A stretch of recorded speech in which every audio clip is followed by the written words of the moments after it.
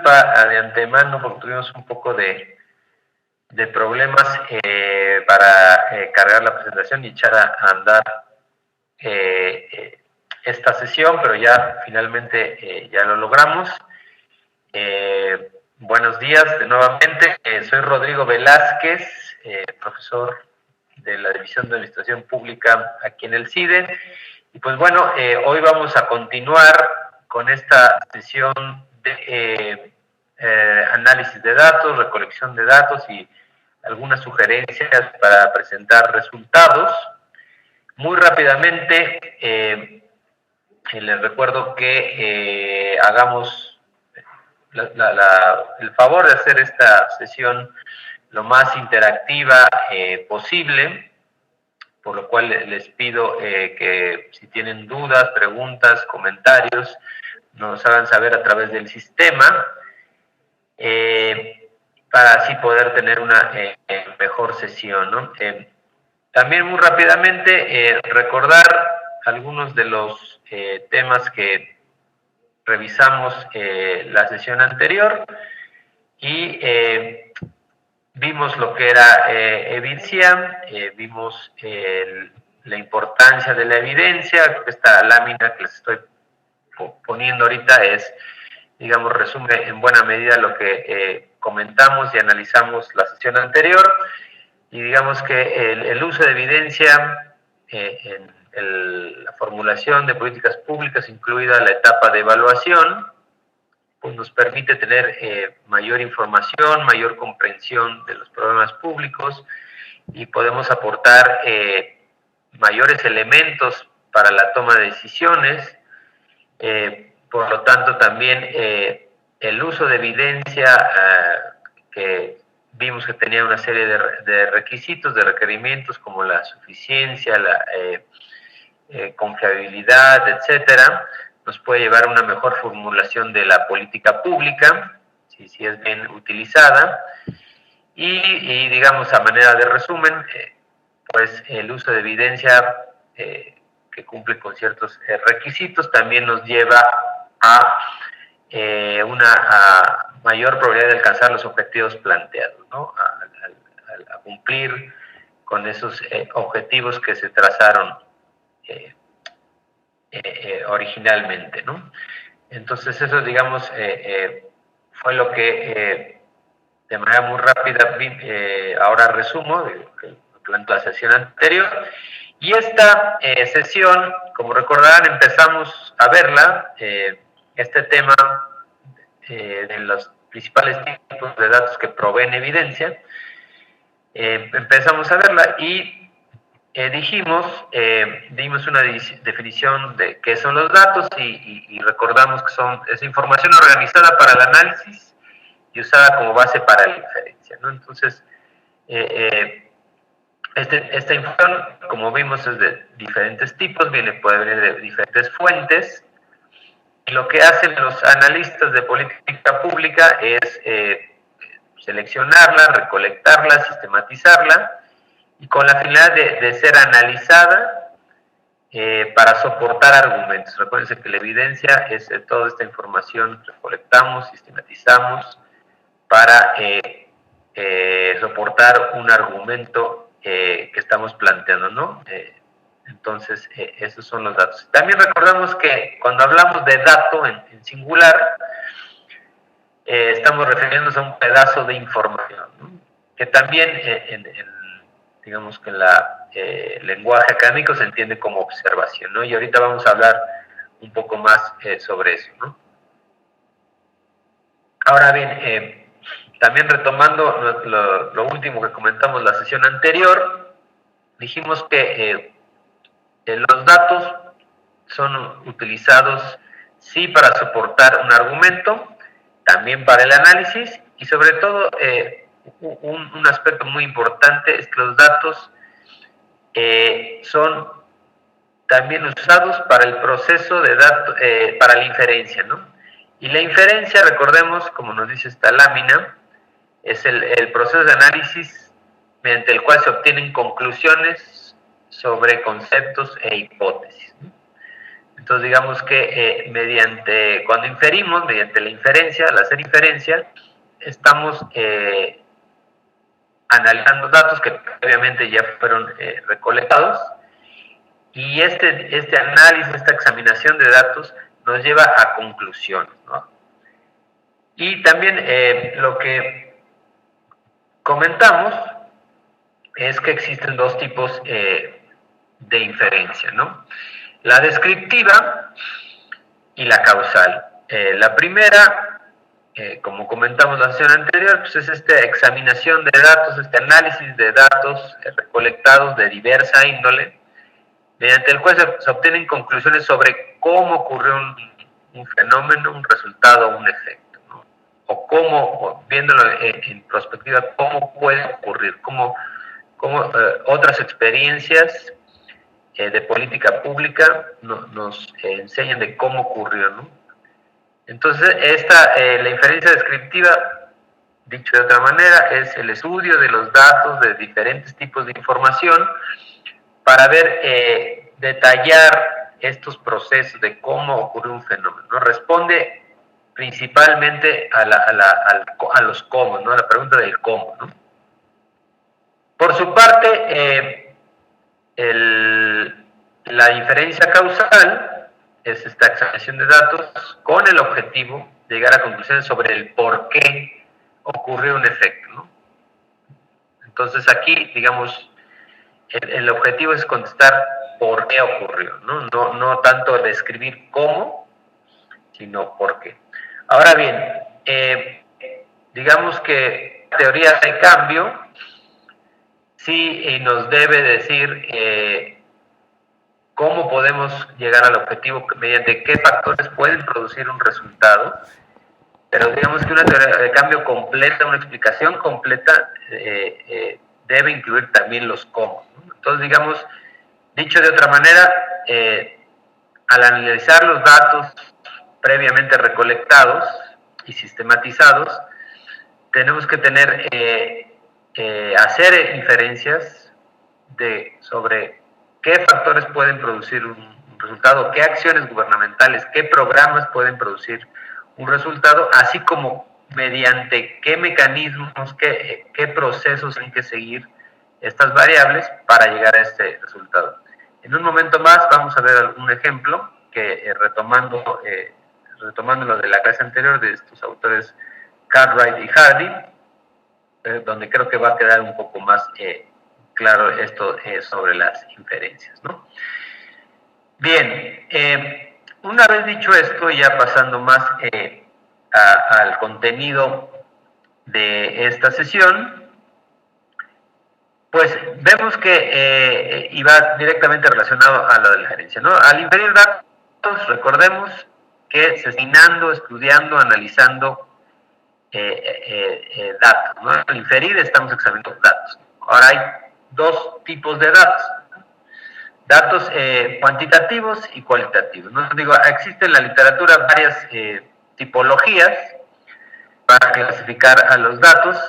Sin embargo, creo que una muy general, que digamos hay un consenso mayor, es en que existen al menos dos tipos de datos que los podemos agrupar en estos dos grandes tradiciones, categorías, y que pues tienen características distintas, ¿no?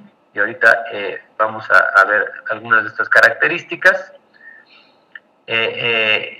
Y bueno, como verán en esta tabla, en la columna del medio están los datos cuantitativos, características de los datos cuantitativos, y en la columna de la derecha vemos algunas características de los datos cuantitativos. Entonces, si nos vamos por renglones, la primera característica que distingue estos dos datos es la expresión, ¿no? ¿Cómo se expresan, ¿no? ¿Cómo vemos, digamos, a estos datos? ¿Cómo los vemos plasmados en algún estudio, en algún diagnóstico, ¿no? Entonces, la expresión, como obviamente ustedes ya lo han visto muchas veces, pues los datos cuantitativos generalmente es numérica, ¿no?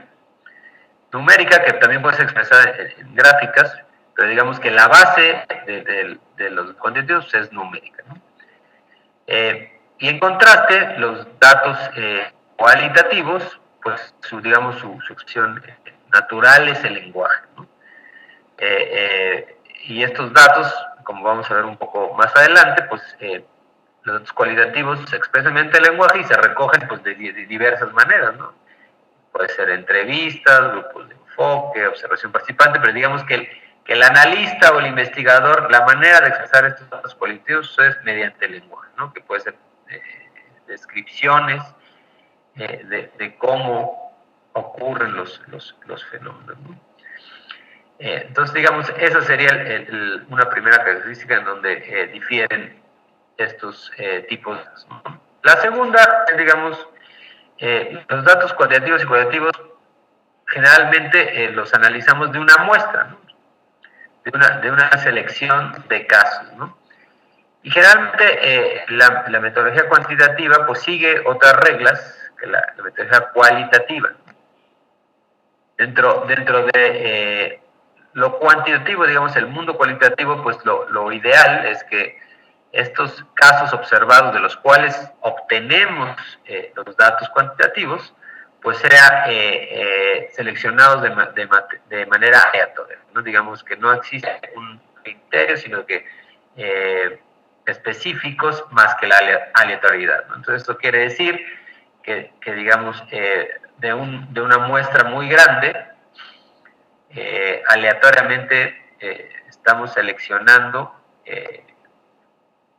los casos a analizar, de los que vamos a obtener los datos cuantitativos, ¿no? La aleatoriedad pues implica o se utiliza pues para evitar sesgos, ¿no? Sesgos de selección que pueden causarnos que nuestro estudio se tienda hacia algún lado, hacia algún lado en específico, y entonces no vamos a tener, digamos, un análisis imparcial al analizar los datos, ¿no? Entonces, por eso se utiliza la aleatoriedad, ¿no? Digamos, ¿no? Para evitar o reducir la posibilidad de sesgos en la investigación, en el análisis de estos datos, ¿no? En contraste, en el mundo cualitativo, pues no siempre es recomendable que sea aleatorio, ¿no? Y esto tiene una razón de ser, ¿no? Digamos, cuando estamos haciendo un estudio cualitativo, recolectando datos cualitativos, pues generalmente, debido a que son análisis detallados a profundidad sobre cómo ocurren las cosas, descripciones muchas veces densas de cómo ocurren las cosas, pues no podemos analizar tantos casos, ¿no? Entonces, dado que digamos, las herramientas vivas, que ahorita vamos a hablar un poco de ellas, son más limitadas en cuanto a la extensión que podemos hacer de ellas, a la amplitud de los casos analizados, no podemos analizar demasiados casos. Por lo tanto, la selección de estos casos pues es más propositiva o siguiendo algunos criterios específicos. Por ejemplo, cuando analizamos ciertos casos de programas gubernamentales, pues no analizamos todo de manera cualitativa, al recolectar datos cualitativos, pues todos los casos donde fue implementada, por ejemplo, una política de salud o de vivienda, ¿no? Sino nos centramos en aquellos casos que nos puedan enseñar algo para nuestros objetivos, ¿no? Y como comentamos en la clase anterior, al analizar casos similares, nos tenemos que dar cuenta que existen condiciones parecidas a las donde nosotros queremos implementar nuestra acción gubernamental, ¿no? Nuestro programa público. Entonces, desde el mundo cualitativo no hay una aleatoriedad necesariamente, ni es conveniente, porque estamos analizando datos o casos pues exitosos, ¿no? O casos que se parezcan a al contexto donde nosotros queremos aplicar una política pública, un programa público, ¿no? Entonces la aleatoriedad no nos sirve de mucho, sino seleccionamos casos que estén cercanos a nuestro contexto, ¿no? Donde creamos nosotros, haya evidencia que puede funcionar de manera similar, ¿no? Entonces no tiene sentido la aleatoriedad. Ahora bien, no solo al seleccionar casos similares al nuestro, exitosos, podemos aprender, también podemos aprender de experiencias en las cuales políticas o programas públicos que se implementaron en condiciones similares a la nuestra no funcionaron, ¿no?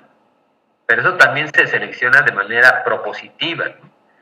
Específica, no aleatoriamente. No cualquier caso nos va a enseñar algo, sino que tenemos que fijarnos insisto, en programas y políticas públicas que hayan sido aplicadas en otros lados, pero que tengan un contexto similar, ya han sido exitosos o no exitosos, y de los dos tipos de casos, exitoso y exitoso, podemos aprender.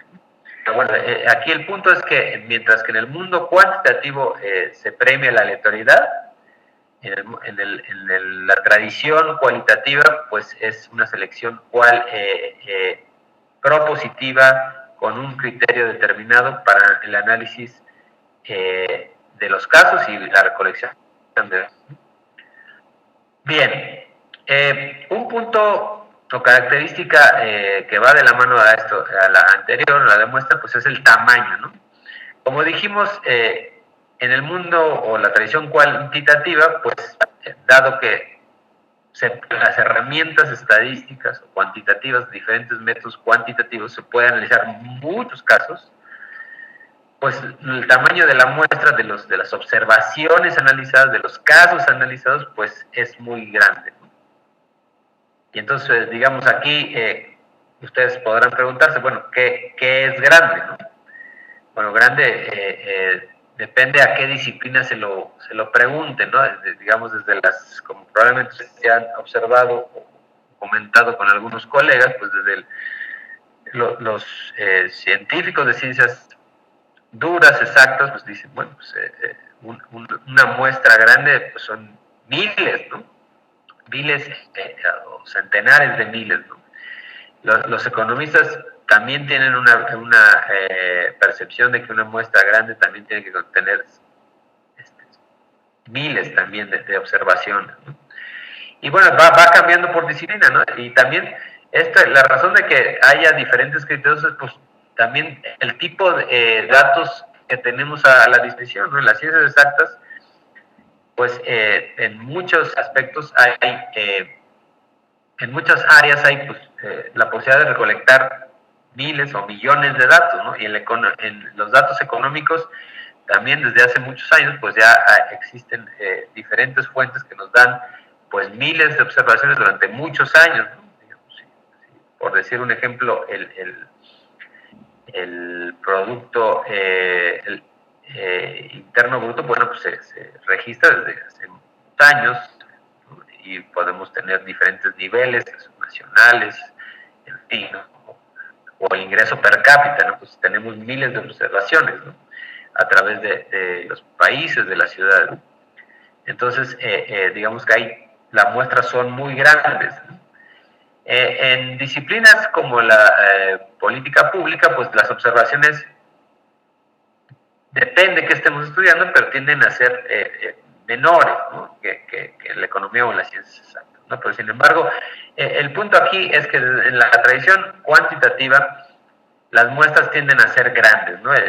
La N, o sea, el número de casos, tiende a ser muy amplio. Ahora, en el mundo cualitativo, y que también está relacionado con el punto anterior de la muestra, el tamaño, pues como dijimos, dado que las técnicas y herramientas cualitativas van a profundidad, al detalle, pues es imposible analizar muchos casos. Entonces, por lo tanto, decimos que el tamaño de los casos analizados en la tradición cualitativa, pues es pequeño, ¿no? No podemos hacer miles de entrevistas, ¿no?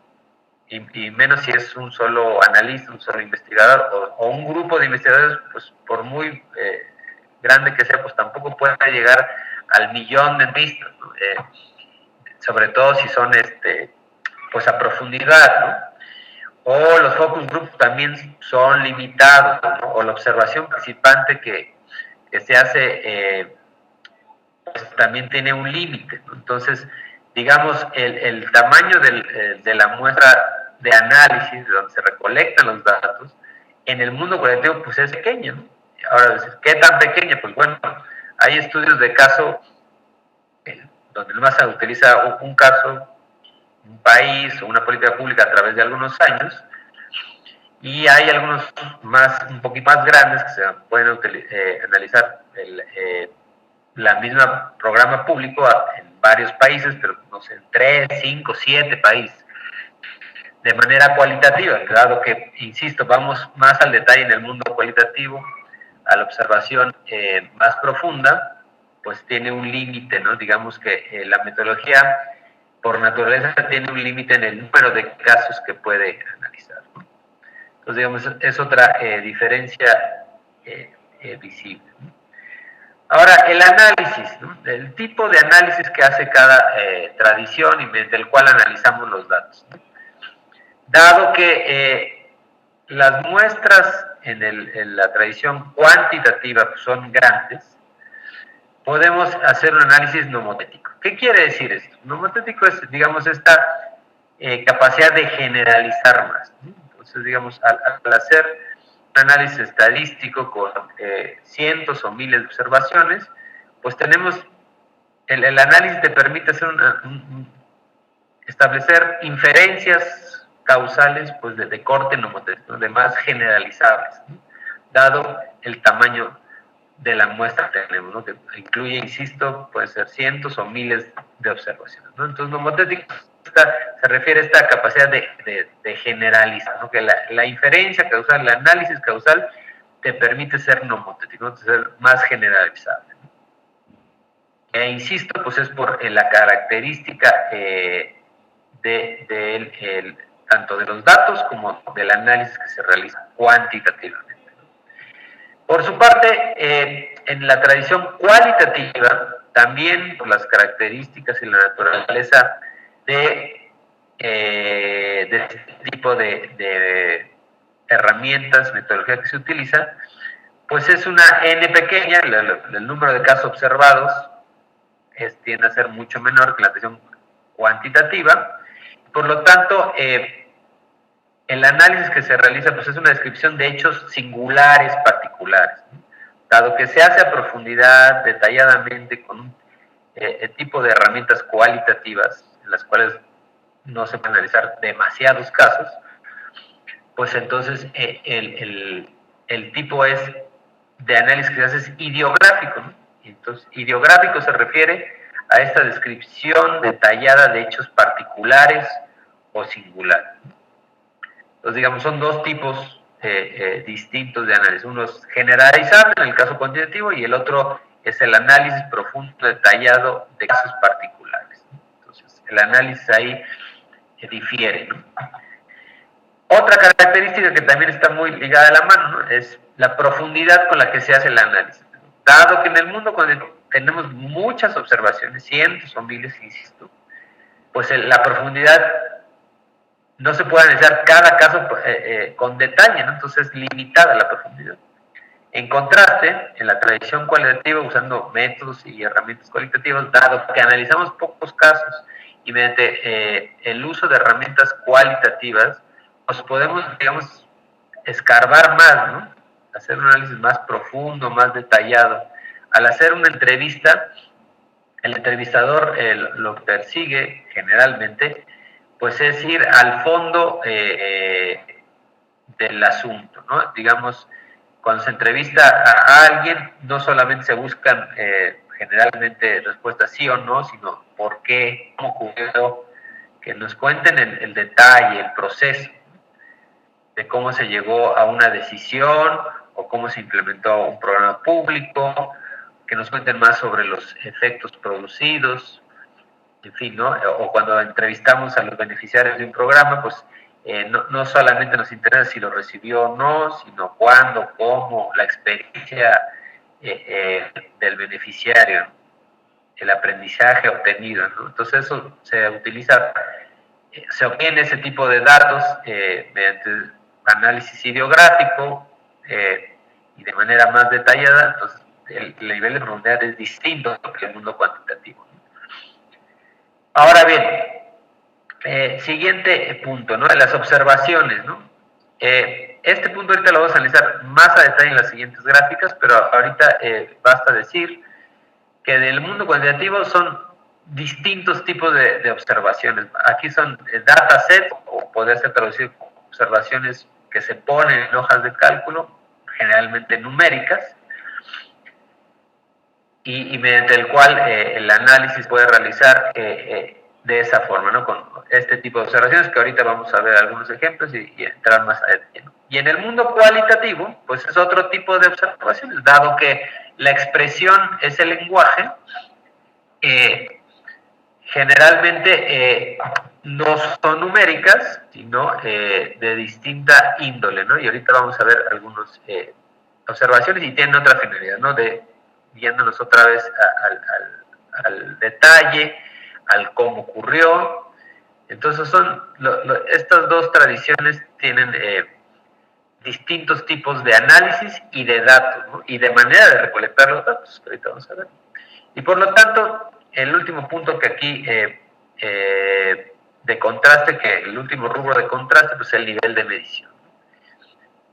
Digamos que mediante la metodología o herramientas cualitativas, pues podemos tener una medición más fino, más detallado, más bajo de lo que estamos observando, ¿no? O de lo que queremos observar, ¿no? Digamos, si queremos ver cómo un factor puede cambiar un resultado y estudiamos el proceso detalladamente, pues estamos haciendo una medición más fina, más, digamos, a nivel de piso. En cambio, si analizamos en el mundo cuantitativo muchos casos, pues no podemos entrar a ese detalle, ¿no? Esa profundidad, entonces el nivel de visión tiende a ser más alto. Entonces, digamos que son distintos tipos de análisis, de metodología, que nos arrojan diferentes tipos de datos. Y digamos que los dos, ninguno es superior al otro, que debemos tener presentes qué tipo de datos queremos analizar o qué tipo de datos son necesarios para la pregunta o para el tipo de análisis que queremos realizar. Ahora, no tenemos que decidir entre uno y otro, ¿no? Como les decía hace unos minutos, digamos que un buen análisis de política pública, una buena formulación de un programa público o diseño de un programa público, recolectará evidencia tanto de los factores que pueden ser agentes de cambio para lograr un resultado, como también de los procesos, ¿no? Evidencia sobre los procesos o de las condiciones que pueden llevar a que esa acción gubernamental llegue a su fin, no cumpla los objetivos planteados. Entonces, por lo general, una buena formulación de política pública, un buen diseño, se basa en evidencia de distintos tipos de datos cuantitativos y datos cualitativos. Entonces, digamos, no siempre es posible, dado las limitaciones que tenemos de tiempo y de los datos que podemos recolectar o que son públicos, pero idealmente tenemos que pues hacer un esfuerzo para recolectar distintos tipos de datos que den respaldo a nuestra teoría de cambio, ¿no? O den respaldo a lo que nosotros queremos lograr mediante una acción gubernamental, un programa público, ¿no? Pues bien, una vez que hemos visto aquí las diferencias, vamos a entrar un poco a profundidad en los tipos de datos, ¿no? Cuantitativos, como ya les anunciaba en la lámina anterior, digamos que hay observación de puntos de datos, ¿no? También hay distintas maneras de clasificar los datos cuantitativos. Una, digamos, muy común es esta de observación de puntos de datos, ¿no? Que en inglés se le conoce como data point observation, ¿no? Ahora, ¿qué es esto de la observación de puntos de datos, ¿no? Ahorita en la siguiente lámina va a quedar un poco más claro, pero digamos que una manera de definirlos es que en un diagrama de dispersión de 2 dimensiones, una observación de puntos de datos es aquella que corresponde a los valores de 2 variables para un caso particular, ¿no? Entonces, una observación de puntos de datos, digamos, depende de los valores de 2 variables, ¿no? Que ahorita lo vamos a ver de manera más clara, ¿no? Y también, entonces, es muy importante esta característica, ¿no? Que la observación depende simultáneamente de los valores de 2 variables, no solo de uno. Entonces, creo que va a quedar mucho más claro con este ejemplo, ¿no? Y aquí retomo el ejemplo, recordarán, de la clase pasada de estos autores Cartwright y Hardy. Y muy rápidamente les recuerdo que ellos nos dicen que en un distrito escolar, con base en evidencia que en otro estado, en otro distrito escolar, se implementaron un número de tareas para mejorar la comprensión de lectura, con la finalidad de aumentar la calificación de los alumnos, ¿no? Digamos que eso es el ejemplo que ellos nos ponen, ¿no? Entonces, sí, un ejemplo de observación data point sería este que les planteo en este diagrama de dispersión, ¿no? Aquí, en el eje de las X, en el eje horizontal, tenemos el número de tareas, ¿no? Que va desde 0 hasta 3.5. Hasta aquí llega, digamos, la escala que podremos decir que es 3.5 en un mes, por ejemplo, por decir algo. Y en el eje de las 10, en el eje vertical, tenemos también una escala de calificación del 0 al 7. Entonces, si recordamos, rápidamente voy a poner la lámina anterior, que la observación de puntos de datos es una observación cuyo significado depende simultáneamente de 2 variables. Aquí en el ejemplo que les pongo, pues digamos que cada puntito que se ve es una observación data point, ¿no? Por ejemplo, esta que estoy señalando aquí es cuando hacemos 1,5 tareas o una tarea, pues tiene como calificación el 1.5 aproximadamente, ¿no? Entonces, digamos, o que te aumenta 1.5 tu calificación. En otro ejemplo, ¿no? Cuando realizamos, o el alumno realiza 3 tareas al mes, por seguir este ejemplo, pues la calificación esperada va a ser o el aumento de calificación es de 6. Entonces, esto nos quiere decir que este valor, este punto acá, pues depende, sí, el número de tareas y la calificación, ¿no? Entonces, las 2 variables nos están dando esta observación de data point, ¿no? No solo una variable, sino las 2, ¿no? Entonces, este punto nos indica el número de tareas y la calificación obtenida, ¿no? Y así en cada uno de los puntos que aparecen en esta gráfica, ¿no? Entonces, la observación de data point, insisto, pues es el valor que depende de 2 variables simultáneamente. En este caso, el número de tareas y la calificación. Bien. Recuerden, les hago el recordatorio que pueden preguntarme, hacer un comentario en cualquier momento, ¿no? Bien. Otra manera de visualizar los datos cuantitativos son las observaciones de dataset o de hoja de cálculo. Podría ser una traducción más o menos aproximada, ¿no? Entonces, así como vimos que las observaciones de data point son valores que dependen de 2 variables, en este caso los de dataset son todos los valores registrados para un caso. Ahorita vamos a ver otro ejemplo donde va a quedar un poquito más claro, ¿no?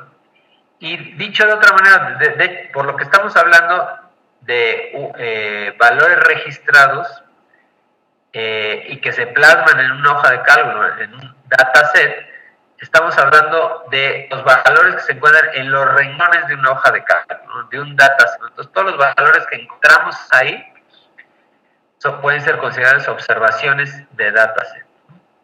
Entonces, vamos a ver una tabla muy sencilla donde podemos ver un ejemplo de observación dataset, ¿no? Entonces, aquí en la columna del lado izquierdo, vemos que hay más bien tiene que decir ciudad, son ciudades, y tenemos a Viena, Ghent y Sofía, y luego tenemos en ese primer renglón superior distintas variables, ¿no? Que aquí se lo señalo, ¿no? Entonces, población, ingreso per cápita de los habitantes de estas ciudades, el área geográfica y la fundación de la ciudad. Entonces, son las variables que queremos obtener información de estas variables para estos casos, ¿no? Los casos, como aquí también se señala, son las ciudades de Viena, Ghent y Sofía, ¿no? Y ahora, los valores de los casos, de acuerdo a las variables, pues son, por ejemplo, la ciudad de Viena tiene más de 1,5 millones de habitantes, el ingreso per cápita de $40,600, una área geográfica de 414 kilómetros cuadrados, en fin, la fundación 500 años antes de Cristo, ¿no? Y así podemos ir por cada una de estas ciudades. Más allá del contenido específico de esta tabla, lo que se pretende mostrar es que tenemos casos, que en este caso son ciudades, tenemos variables de las cuales vamos a obtener información, tenemos valores, ¿no? Lo que nos dice las observaciones de dataset es que estas, como recordamos en la lámina anterior, son los valores que se encuentran en los renglones de una hoja de cálculo. Entonces, digamos que todo este renglón son observaciones, ¿no? Todo este renglón son valores u observación de los casos, ¿no? De la ciudad de Viena, de la ciudad de Ghent y de la ciudad de Sofía, ¿no? Entonces, son observaciones expresadas numéricamente, la población pues se expresa numéricamente, el ingreso per cápita también, y así sucesivamente, ¿no? Y aquí podremos pues, aumentar en las variables que queremos analizar, ¿no? De estos tres casos, ¿no? Y también podemos aumentar otras ciudades, ¿no? Y analizar las mismas variables para más casos, en este caso para más ciudades, ¿no? Entonces, digamos, esta es una observación de dataset que son datos cuantitativos, ¿no? Entonces, bien, ahora, ya hablamos de observaciones de data point, observaciones de dataset, ahora vamos a hablar de datos cualitativos, ¿no? Y también existen diferentes maneras de clasificar los datos cualitativos, pero una, digamos, que nos sirven para el estudio de las políticas públicas, de los programas gubernamentales, es si consideramos a los datos cualitativos o los vemos como observaciones de procesos causales, ¿no? Dado que tenemos nuestra teoría de cambio en la cual estamos recolectamos evidencias de que ciertas acciones gubernamentales pueden tener un efecto deseado, pero también como recordando de la clase, ¿no? Que esos factores o esas acciones gubernamentales no actúan en el aislamiento, sino que bajo ciertas condiciones, siguiendo ciertos procesos, y que esos procesos se recolecta evidencia, o se toma evidencia principalmente cualitativa. Los datos de esta índole de observación de proceso causal, que son de naturaleza cualitativa, nos pueden ayudar a entender mucho mejor el problema o cómo se va a desarrollar esta política pública, esta acción pública, ¿no?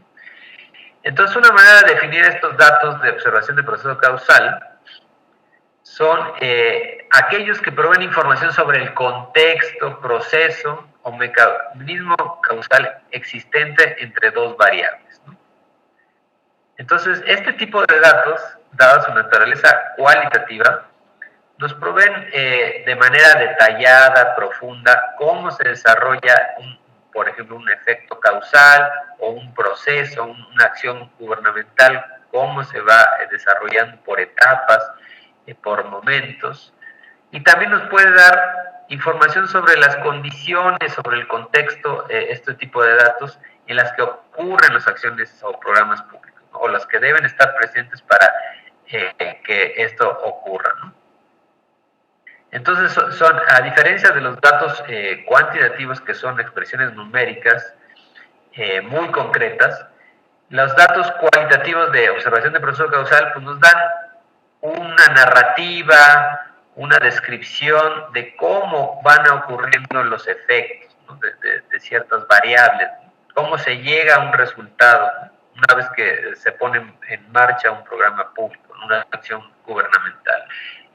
Si nos apegamos al caso el ejemplo de Cartwright y Carney, pues dices, bueno, un análisis cualitativo con datos cualitativos haciendo inferencia descriptiva nos diría cómo el niño o niña, mediante las tareas va aprendiendo, ¿no? Una descripción del aprendizaje y cómo esta tarea ayudó, bajo qué condiciones, bajo qué soporte va aprendiendo y haciendo el aprovechamiento escolar hasta lograr el resultado. Entonces, datos de este tipo te permiten describir, tener, digamos, un nivel a detalle de este proceso de aprendizaje, ¿no? Cómo la tarea le ayudó, cómo llegó el niño a obtener el resultado, ¿no? O qué pasó en el camino, ¿no? ¿Qué falló? También es otra opción que nos puede dar el análisis de este tipo de datos, ¿no? Ahora, este tipo de datos, pues, ¿de dónde los podemos obtener? Bueno, pues hay distintas herramientas, así como en el mundo cuantitativo, pues hay distintas técnicas estadísticas y métodos cuantitativos para obtener datos, desde estudios de panel, regresión lineal, bimodal, en fin, ¿no? Análisis ANOVA.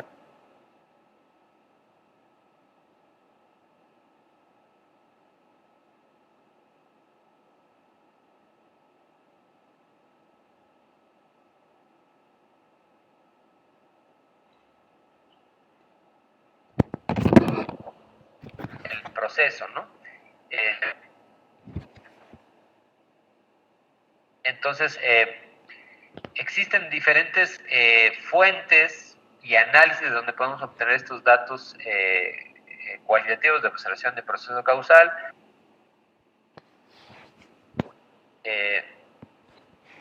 Y pueden ser descripciones, ¿no? Descripciones o narrativas que los analistas o otros estudiosos hacen sobre cómo ocurrió un proceso, la aplicación de ciertos procesos de política pública. Bien, entonces son diferentes datos. Les pido un momento porque aquí estoy teniendo un problema para cambiar de diapositiva. No sé si el equipo me podría ayudar.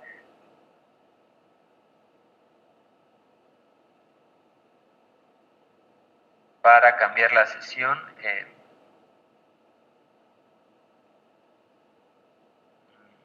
A ver, un momento, por favor, una disculpa porque estoy teniendo un poco de problemas aquí.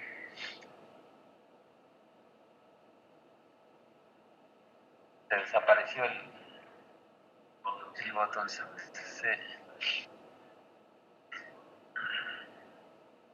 Mejor una vez compartir la pantalla. Sí. Mejor una vez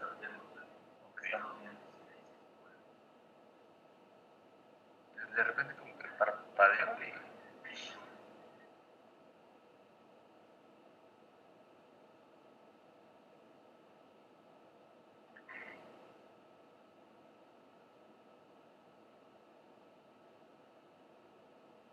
Ahí está.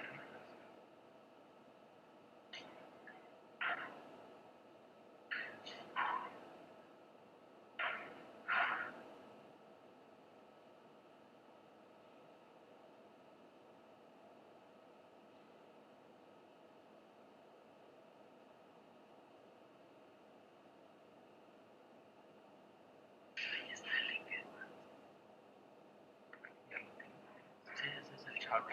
Ah,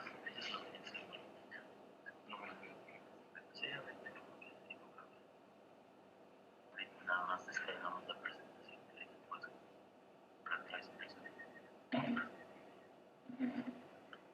pero más bien vamos a ¿qué estamos haciendo? Vamos a mover la pantalla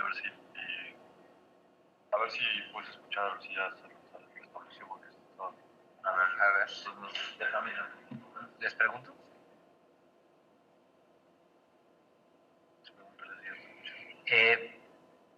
Ya, parece ser que ya se resolvió el problema. ¿Nos pueden decir si ya nos escuchan y ven, por favor? Y nos dan una respuesta, por favor. Ah, perfecto. Muchas gracias, Milton, Santiago. Que ver no, sí se escucha. Cerramos la cámara. Ok. Sí, ahorita vamos a poner la cámara. Una disculpa, tuvimos estos problemas, pues están fuera de nuestro control, pero ya lo estamos solucionando aquí el equipo. Nos está apoyando. Muchas gracias por su paciencia. Solo unos segundos más para ya restablecer completamente. Gracias por avisarnos, muchas gracias.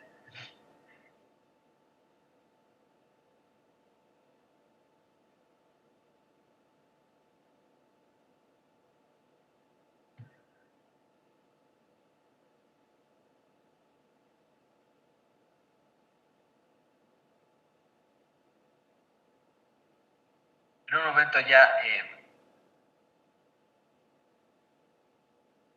restablecemos seguimos con la sesión.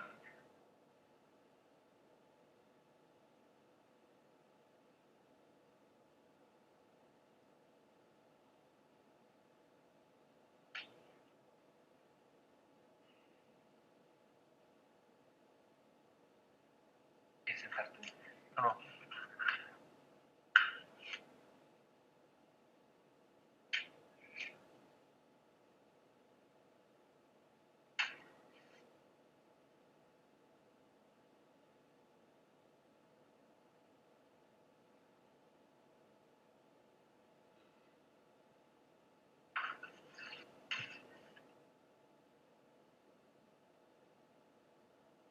Yo creo que no va a ganar nada. ¿No? Bueno, entonces, vamos a poder usar. Entonces, seguimos. Sí. Ya no presentación. Sí, es que no tenía esta no tenía el Java actualizado y eso. No, pues, No, entonces seguimos. Sí. Va. Me voy a pedir que reiniciemos. No. Así que sí. Lo mínimo, sí.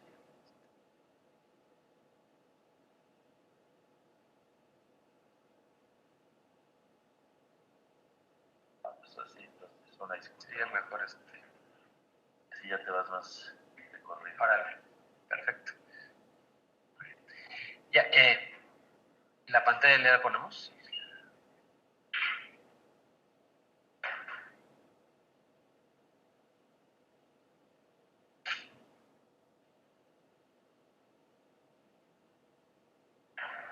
Bien, una disculpa nuevamente. Otra vez tuvimos algunos problemas aquí ajenos a nosotros, pero ya nos apoyó muy amablemente aquí el equipo técnico. Ya estamos de vuelta.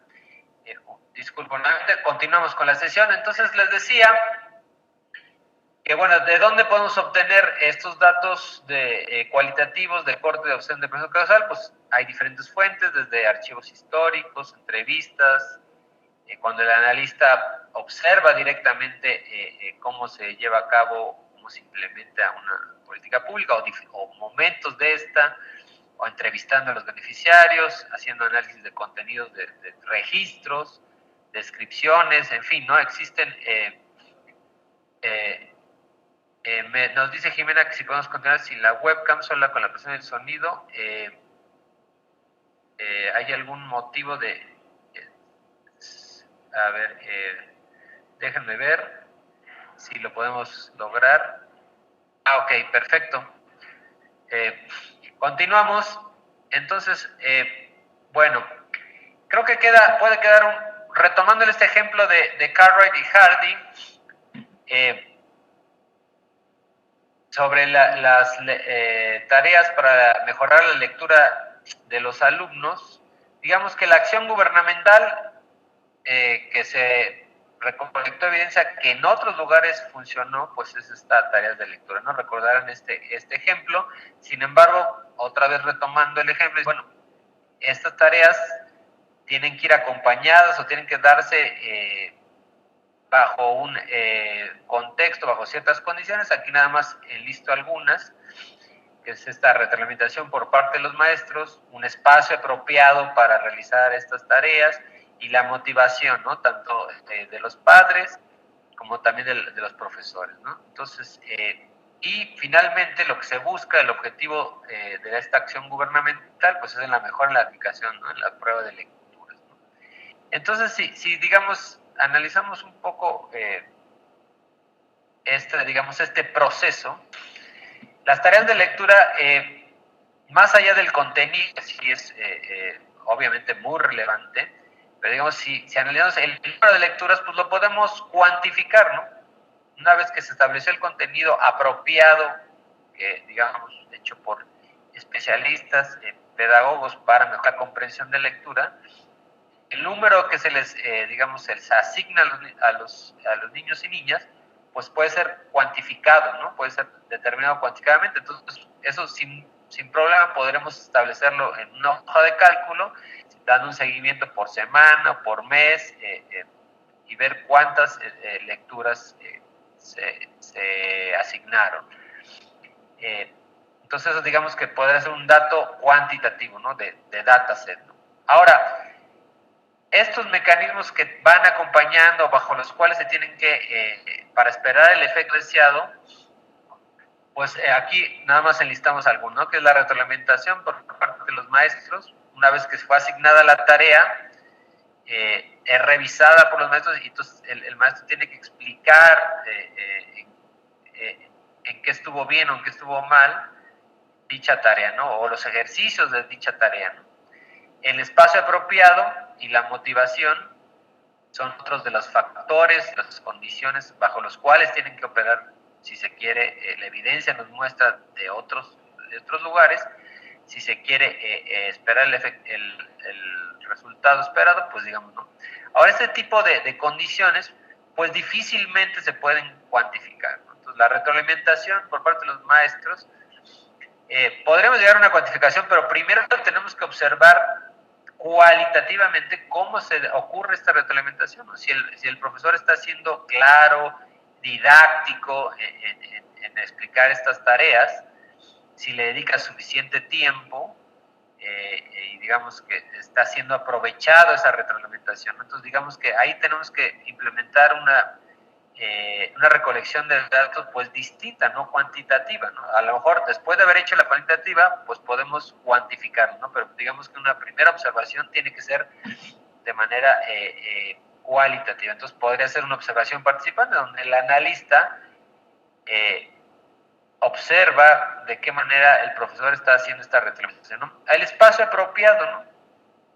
Pues aquí a lo mejor una descripción de los espacios que tienen los niños para realizar la tarea, más allá de que si tiene dimensiones que sí podemos expresar numéricamente, más tiene que ser un espacio apropiado, pues digamos, una descripción de este espacio, ¿no? En donde el aprovechamiento puede ser mayor, ¿no? Entonces puede ser una narrativa de dicho espacio, ¿no? Y la motivación, ¿no? Motivación, como al igual que la retroalimentación, pues tal vez en un segundo momento puede ser cuantificada, ¿no? Pero digamos que sería más rico, idealmente, es que alguien pueda entrevistar a los niños a ver de qué manera fueron motivados o cómo se sintieron, ¿no?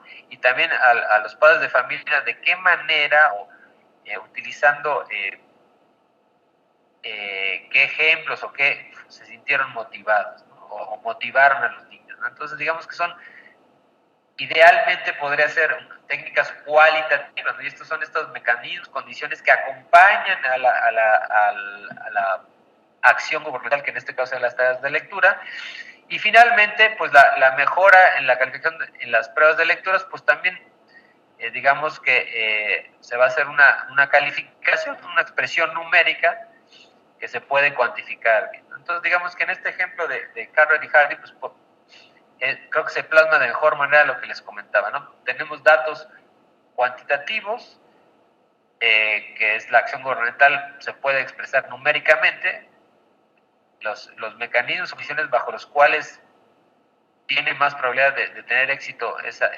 acción gubernamental, se pueden expresar al menos en un primer momento cualitativamente y tal vez posteriormente cuantitativamente, pero originalmente o idealmente primero de manera cualitativa.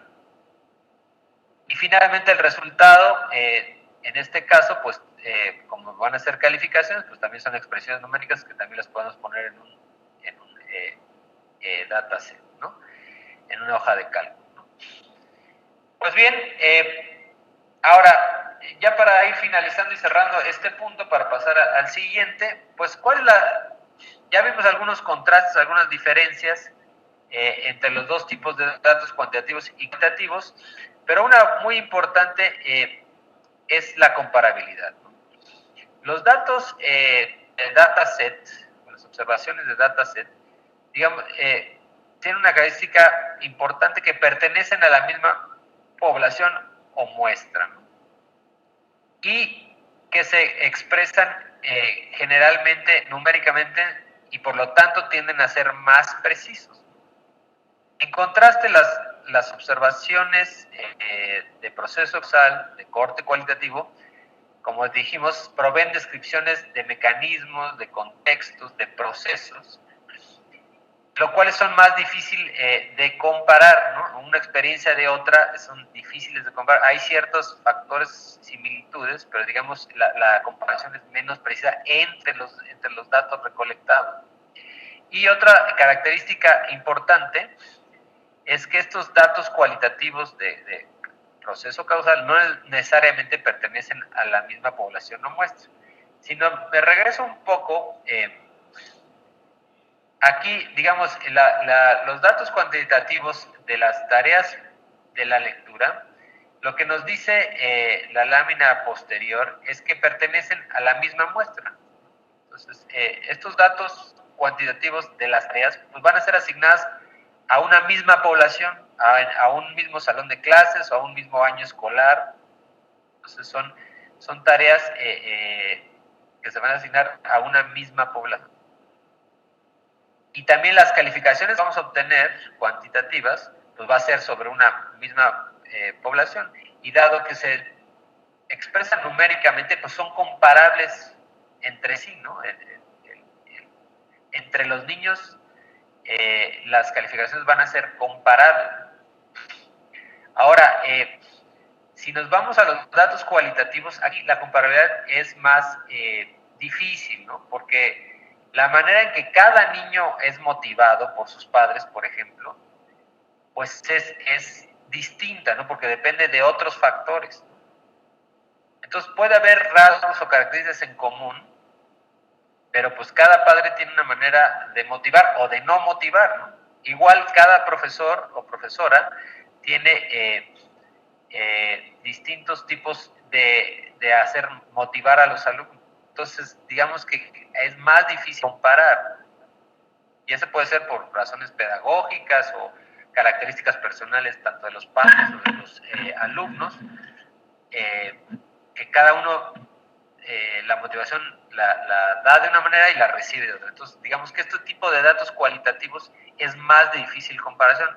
La tarea del investigador es ver esos rasgos similares y tratar de compararlos, ¿no? Pero no es tan sencillo como los datos cuantitativos, como las calificaciones. Las calificaciones, pues es muy fácil comparar, ¿no?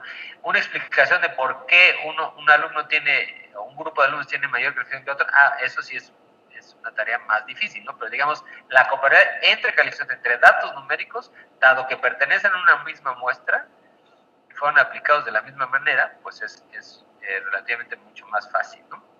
Bien, ahora otro ejemplo muy rápido de que muestra esta dificultad y esta precisión de datos cuantitativos y cualitativos, ¿no? Cuando se quiere medir la temperatura, aquí el ejemplo dice que temperatura promedio entre enero y abril, pues se puede hacer una medición cuantitativa en estas ciudades y darlo con precisión, ¿no? Un promedio de entre enero y abril, pues, cuánto es los grados centígrados promedio, ¿no? Porque se hace una medición diaria, ¿no?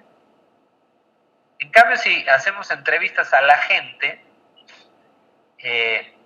pues algunos lo van a percibir que la temperatura entre enero y abril en cada una de estas ciudades, Lima, San Salvador, Quito, Brasilia, pues algunos dirán frío, otros calor, otros templado, pues depende de las vivencias y de las experiencias y vidas de cada uno, ¿no? Entonces, este tipo de datos recolectados cualitativamente por medio, en este ejemplo, de una entrevista, pues es menos preciso, ¿no? Frío, ¿qué es frío? Pues no sabemos qué es exactamente qué es frío, ¿no?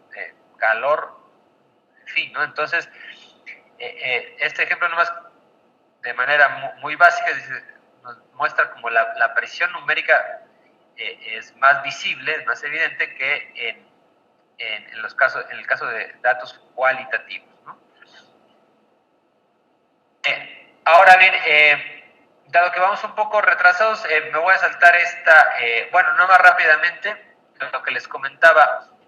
Cuando hablamos de motivación, siguiendo el mismo ejemplo, ante la pregunta ¿cuánta motivación recibió el estudiante para superar su aprendizaje en la prueba de lectura? Si lo medimos de manera cuantitativa, puede ser valor de 1 al 5, cuánta motivación recibió, en la que 1 significa poco y 5 mucho, ¿no? Ahora, digamos que aquí, pues, aquí también hay un problema, porque el 1 para un niño, pues puede ser muy distinto para el siguiente niño, ¿no? Por eso lo que les recomendaba, que factores como motivación, pues no necesariamente es lo ideal no es medirlo cuantitativamente, ¿no? Sino, como también aquí les pongo en la lámina, pues con la observación participante, una descripción o entrevistas donde podemos escarbar un poco más, ir a más a detalle cómo se dio esta motivación, dado que es un concepto difícil, complejo, pues a lo mejor numéricamente no es la mejor manera de hacerlo, ¿no? Bien, vamos a nuestro siguiente tema, son las técnicas de recolección y análisis de datos, ¿no? Y aquí nos vamos a basar en el texto de Bardak y Patashnik del 2016, y lo que ellos nos recomiendan es, antes que nada, identificar posibles fuentes relacionadas al problema público que se pretende solucionar.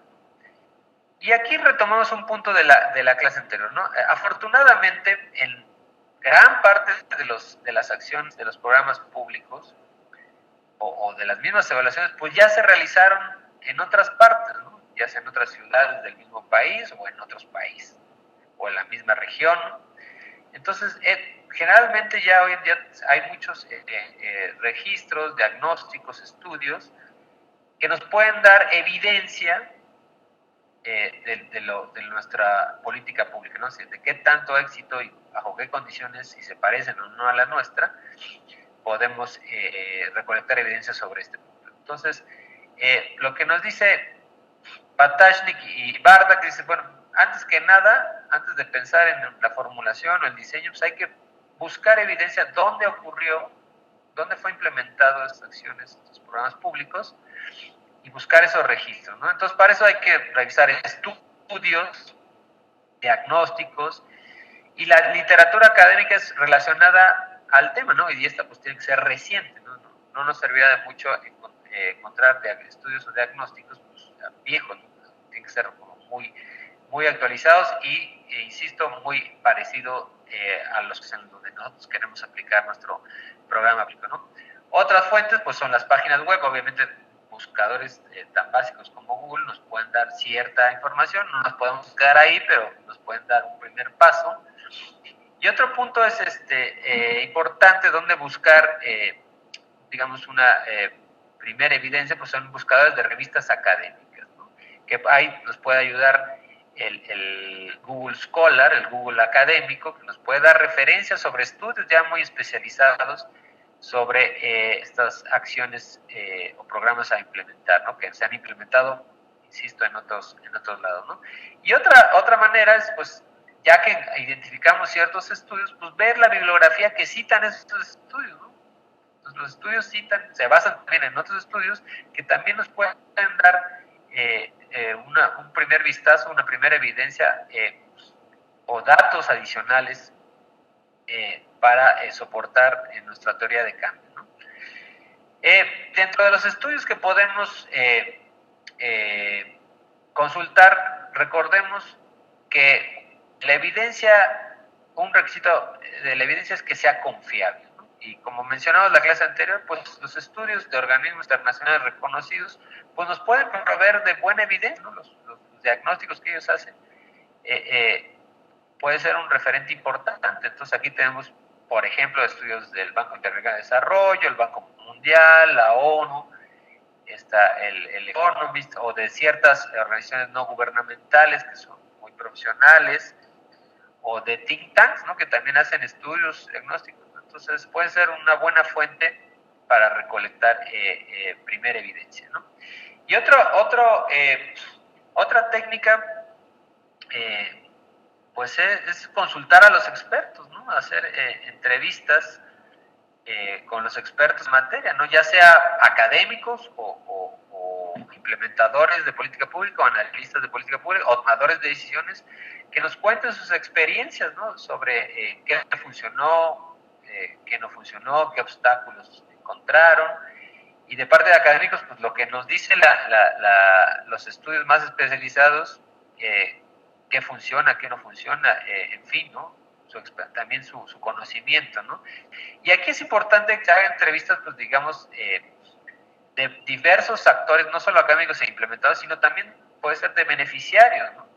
O de otros estudiosos en la materia.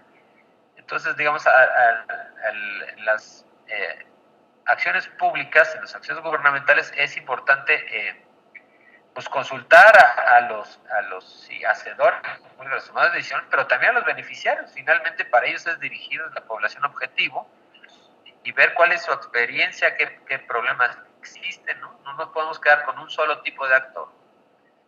Bien, y también hay que buscar en todos estos estudios y análisis, diagnósticos, lo que también hemos insistido mucho, ¿no? Pues que ver bajo qué condiciones se implementó dicha política pública, programa público, ¿no?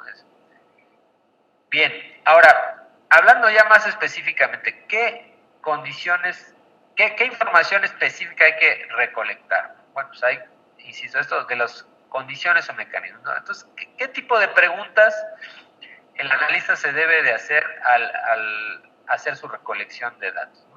Pues una de ellas básica que le hemos repetido ya en estas sesiones es ¿bajo qué condiciones el programa de acción pública ha operado, ¿no? ¿Dónde tiene más probabilidad de funcionar, ¿no? ¿Bajo qué características? ¿Mediante qué procesos, ¿no? Entonces eso, digamos, es una pregunta básica y mediante las cuales hay que analizar y tratar de recolectar datos, ¿no? Ahora, otro punto importante, ¿no? ¿Qué instituciones, actores gubernamentales, organismos de sociedad civil, son necesarios para la implementación, ¿no?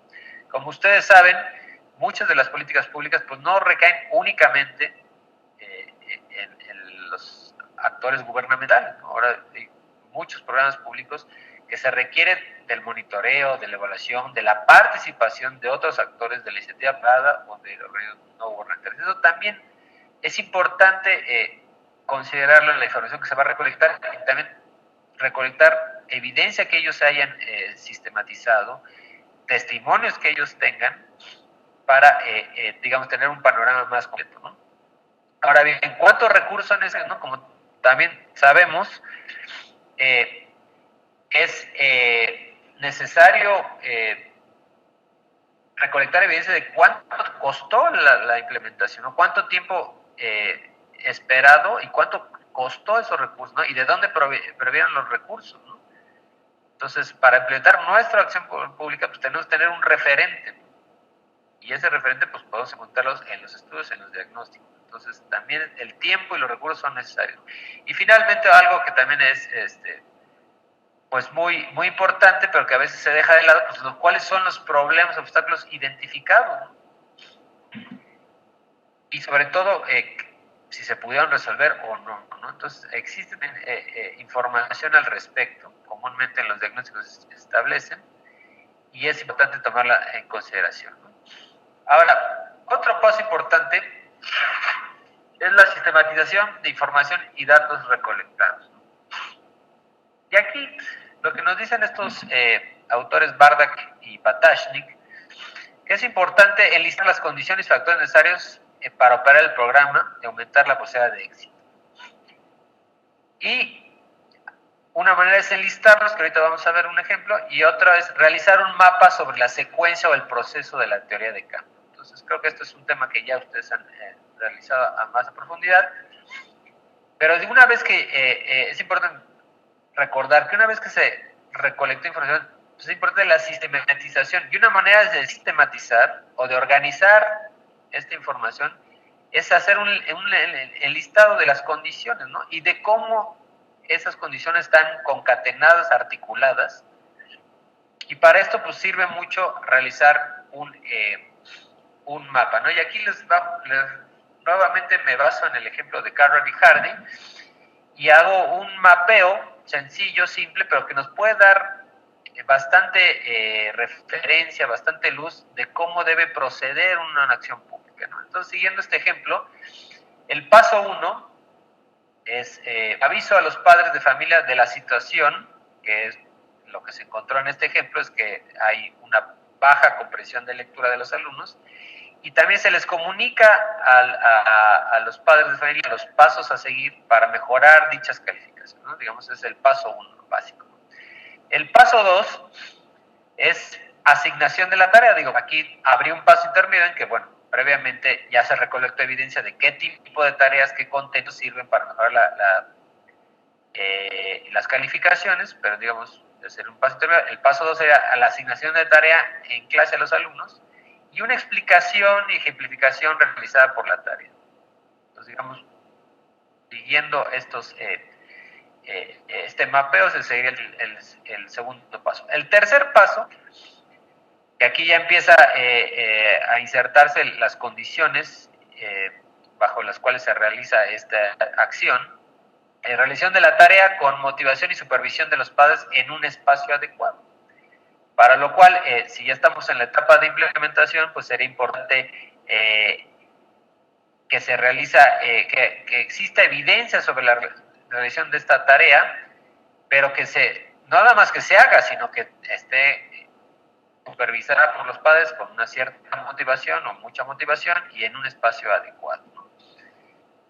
Y, digamos, un cuarto paso, no solamente se realiza la tarea bajo las condiciones apropiadas, sino que esa revisión de la tarea pues sea revisada en el aula de clases, ¿no? Y que en un quinto paso exista retroalimentación, ¿no? Para observar estos pasos, pues sí, debería haber un monitoreo más específico, digamos, de estas tareas, ¿no?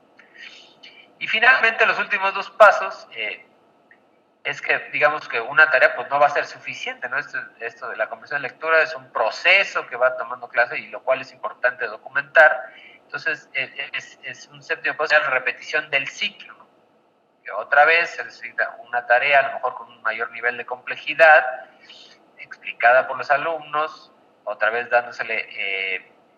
informándose a los padres de familia, recordando la importancia de la motivación, sea retroalimentada, revisada, y en fin, ¿no? Y así hasta llegar al séptimo paso, que sería la evaluación para ver si se mejoraron las calificaciones en la comprensión de lectura, ¿no?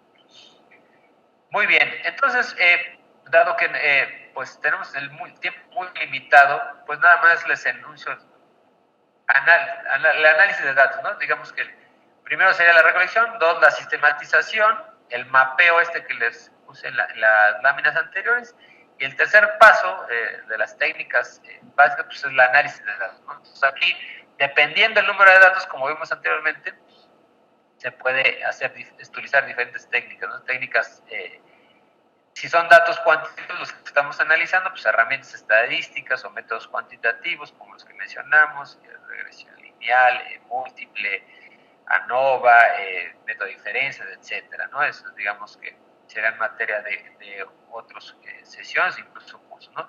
Y si son datos cualitativos, pues podemos hacer esto que se llama en español rastreo de procesos, que en inglés es process tracing, donde el cual se hacen análisis detallados de cómo una variable va afectando a otras variables intervinientes, otros mecanismos, y cómo se detalla el proceso de la política pública. Entrevistas, como ya hemos mencionado, observación participante, los analistas observan directamente al menos algunos momentos de la implementación. Y grupos de enfoque, ¿no? Grupos de enfoque a los beneficiarios podría ser, ¿no? Se recolecta información más profunda, más detallada, donde todos conversan, guiados un instructor o un mediador, donde se llegan a conclusiones. Digamos que son análisis de datos o de entrevistas mediante el cual se llegan a conclusiones. Entonces, existen diferentes tipos de análisis de datos, lo cual aquí es importante para esta sesión es que lo ideal es que se utilicen herramientas indicadas dependiendo del dato que vamos a analizar. Si son de corte cuantitativo, pues entonces tenemos que utilizar herramientas estadísticas cuantitativas, métodos cuantitativos, y si es de corte cualitativo, pues hay una serie de herramientas también para este propósito, ¿no? Y finalmente, vamos a ver algunas técnicas de representación de datos, ¿no? De cómo podemos visualmente presentar nuestros datos de una manera, ¿no? Y aquí nos vamos a basar en el libro de Booth, que también lo utilizamos en la sesión anterior, Booth y otros autores, ¿no? Entonces, dice, lo que nos dicen estos autores es, bueno, para presentar información en gráficas o en tablas, tenemos que hacer, antes de automáticamente hacer una tabla o una gráfica, tenemos que pensar qué queremos dar a conocer a nuestros lectores, ¿no? Por ejemplo, en un reporte de política pública, ¿quién va a leer nuestros lectores? ¿Y cuál es el mensaje que queremos mandar, ¿no? Queremos mandar un mensaje, un objetivo, nuestro objetivo es de precisión, el mensaje es mandar un mensaje de precisión, preciso, o queremos que nuestros datos generen un impacto.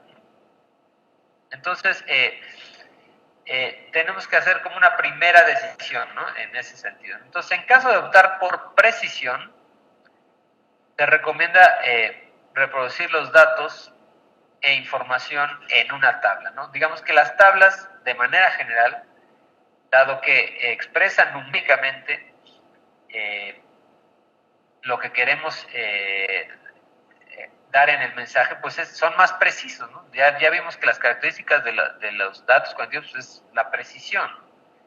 Por lo tanto, si se quiere precisión, lo que se recomienda de manera general, dependerá de caso por caso, pero es el hacer una tabla, ¿no? Y ahorita vamos a ver un ejemplo de ello, ¿no? Ahora, si se opta a conseguir o buscar un impacto, pues tal vez las gráficas nos pueden ayudar más, ¿no? Muchas veces al ver visualmente algo en una gráfica, podemos transmitir mejor el mensaje que en un número. Entonces, depende aquí lo que queremos buscar, ¿no? Entonces, las gráficas van a ser menos precisas que un número, pero visualmente podemos comunicar de mejor manera. A ver, entonces, esas son, digamos, de entrada son esas dos recomendaciones. Otras recomendaciones, pues mantener los títulos de las gráficas de tablas cortos, pero suficientemente descriptivos. Muchas veces, seguramente ustedes lo han visto, que hay muchos reportes, diagnósticos, estudios que tienen unos muy grandes, unos títulos muy grandes que son incomprensibles, ¿no? O que perdemos la atención del lector al hacer un título tan largo, ¿no? Entonces hay que tratar de ser concisos, pero suficientemente descriptivos, ¿no? Otra recomendación, evitar proveer contexto de los títulos o las gráficas en las tablas, ¿no? Para eso son digamos, el texto, ¿no? El texto de los reportes, de los diagnósticos, ahí se debe proveer el contexto, ¿no? Pero no en los títulos de las gráficas o tablas. Muchas veces se repite en la tabla, en el título de la tabla o la gráfica, el contexto, ¿no? Entonces es una repetición innecesaria que distrae al lector. Entonces, el contexto, por favor, se recomienda darlo en el texto del reporte del diagnóstico, ¿no? Del estudio.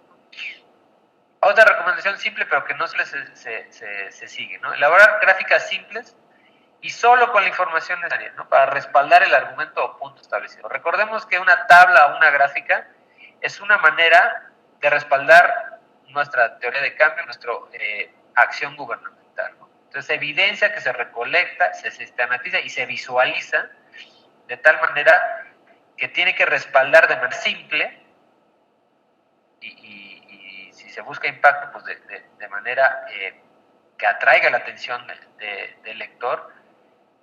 Pero si esta está muy cargada de información, se va a perder, ¿no? Se va a perder. Entonces, hay que ser como muy precisos, concretos en lo que se quiere informar y así podemos tener un mayor impacto, ¿no?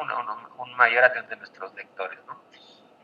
Otra recomendación, en las gráficas únicamente utilizar líneas horizontales o verticales cuando se requiere de precisión, ¿no? Ya dijimos que las gráficas en general son para causar o llamar más la atención o transmitir mejor un mensaje, ¿no? No estamos buscando precisión.